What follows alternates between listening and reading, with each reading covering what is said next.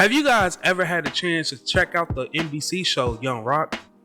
This show is a frame story sitcom based on the early years of Dwayne Johnson, who's also running for president in 2032. Each episode, Dwayne is getting interviewed and we go back in time.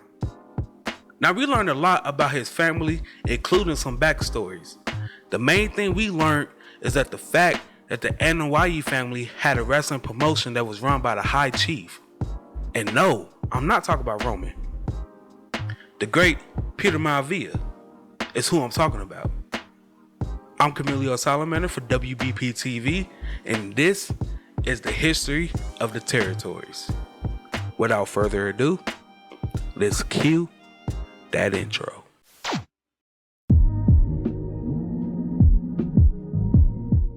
Polynesian Pacific Pro Wrestling, also known as Polynesian Pacific Championship Wrestling, or simply PPW, was a promotion based in Hawaii that was also part of the NWA territory system from the years of 1979 to 1988.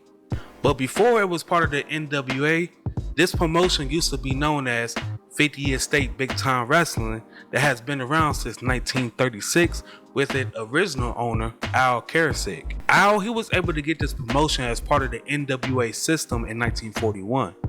20 years later, in 1961, Al, he would sell the promotion to Gentleman Ed Francis, who then made the promotion the hottest thing in Hawaii with his creation of the Golden Age of Wrestling. Basically, this is a term used when describing something new. This had created a new age in wrestling with different styles and different creative ways. In 1979, Ed, he would ultimately sell the promotion to Steve Rickard, who then turned right around and sold the promotion to Peter Maivia. He would become the first ever Polynesian wrestling promoter. I mean, who else would be a better fit to run a wrestling promotion in Hawaii? It was an obvious fit. When Peter brought 50th State Wrestling, he rebranded the promotion to PPW. And also, Lars Anderson was a co-owner of the promotion as well. Peter, he was focusing on being a color commentator, while his business partner, Lars Anderson, had booked himself as a top single star in the promotion. Now, if you thought seeing John Cena too much from the years of 2008 to 2014, you will definitely have a hard time watching this. When Peter brought the promotion in 1979, he had to negotiate the rights to promote his promotion under the NWA banner. And he would also negotiate the rights to get a weekly syndicated TV show airing on KGMB at 10 o'clock on Fridays and at 2 o'clock on Saturdays. Now, Hawaii is a stopping point from the United States to Japan. So PPW has seen the best of the best, such as the Hart brothers, Keith and Owen, The Sheik, Jerry Lawler, Bruiser Brody, Antonio Inoki, Jimmy Snuka, Rocky Johnson, and Dusty Rhodes, to name a few. June 12, 1982, the wrestling world received some horrible news. The High Chief would pass away from cancer at the age of 45. His last wish was for his wife Leah to continue his dream. With this, she became the first woman in the NWA to run her own promotion. Queen fan Sonny Ross, Polynesian Championship Wrestling has never been more exciting, has never been more dynamic. Aloha Stadium, Hot Summer Night 2 is now history. With me, I have Mrs. Leah Maivia, promoter of Polynesian Championship Wrestling. Leah, aloha. Aloha and talofa. Thank you, Sonny. It's an honor for me to bring the professional wrestling over here in Hawaii. I can't do without the support of you, the wrestling fan. With your continuing support, I'll try to bring the bigger and better wrestling events in the future. Mahalo and sofa soifua. During her time as a promoter, Leah, she got the show to run on a new network, FFN, which had a potential to be exposed to a bigger audience than before. On August 3rd, 1985, Leah gained her respect in the wrestling world when she will book her most famous show called A Hot Summer Night.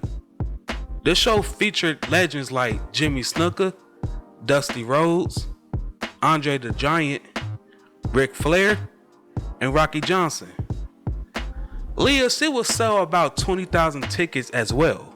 A fun fact, the average wrestling ticket cost in the 80s was about $9. So Leah, she made around 180,000 in ticket sales, which equivalates to $464,968 in today's money. All that was just for ticket sales. Now you see why she was real respected.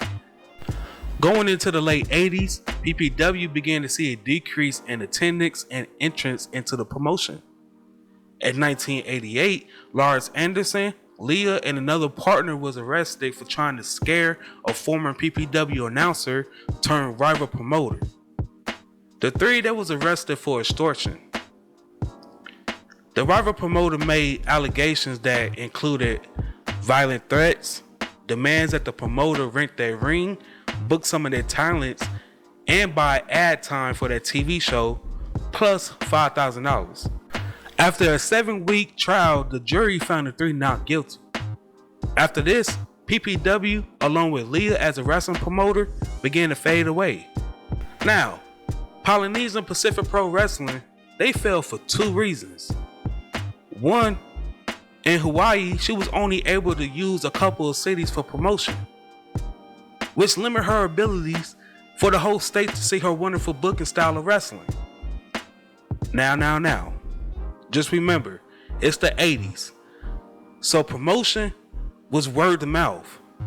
Basically, if didn't nobody tell you, you wouldn't know who was coming to the city. And lastly, the cost of flying out the top names in wrestling. When you want to book the Ric Flairs and the Andre the Giants, trust and believe, you'll spend a little nice coin. The attendance really began to fall once with big promotions like AWA, UWF, and World Class began to come to Hawaii. But when WWF stepped foot on this ground, it was all over. But lastly, after being acquitted, the damage to PPW was already done. It wasn't no saving it. Therefore, they shut their doors in 1988. What territory would y'all like to see me cover next? Let me know down below. Stampede Wrestling or the original WCW? I started with nothing and came out a king. I've been the one that's been ballin' for rings. It's been me and my team and we chasing the green.